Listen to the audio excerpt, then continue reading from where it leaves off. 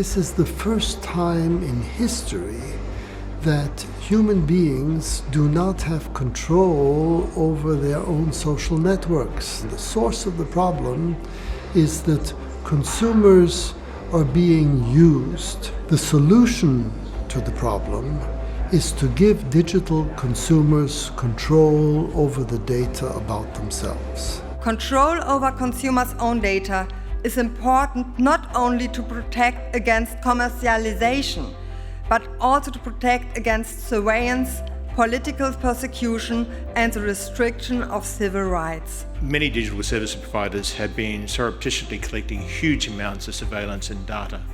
And let's be clear here, we're not just talking about the names you know, but of literally thousands of companies and thousands of entities that you've never heard of who collect vast amounts of information to resell in a secondary market. That market is worth at least $515 billion. It's a market basically of taking the information of billions of users and selling it between data aggregators and influencers. That information is then sold and repackaged and sold again in ways that the consumers do not understand. And at the moment we say the influencers are not lined, and therefore economic prosperity has been decoupled from social prosperity.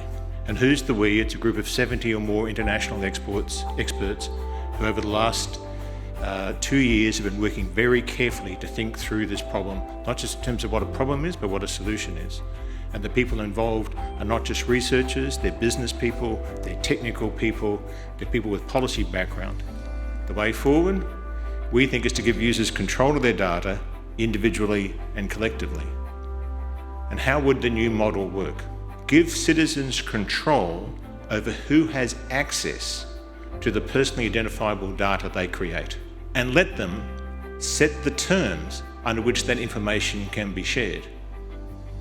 In return for which citizens need to ensure that that set of data is both accurate and verified by third parties.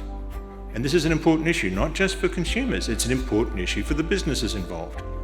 The present system does not give them confidence about personal data authenticity. It exposes users to manipulation, as we've talked, and erodes appreciation for objective notions of truth. It is important to empower consumers to cope with manipulation and to ensure their data sovereignty. But we think if you put a marketplace in there and that the consumers participate as market participants, you'll get a much more efficient, fast-moving, nuanced outcome for consumers.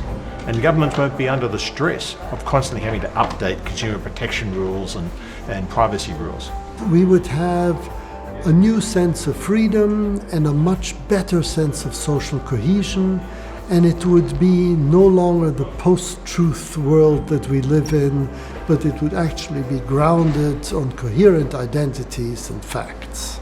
There's much more to look at in a much longer report, and the report you can find on that particular website, and we look forward to discussing it further.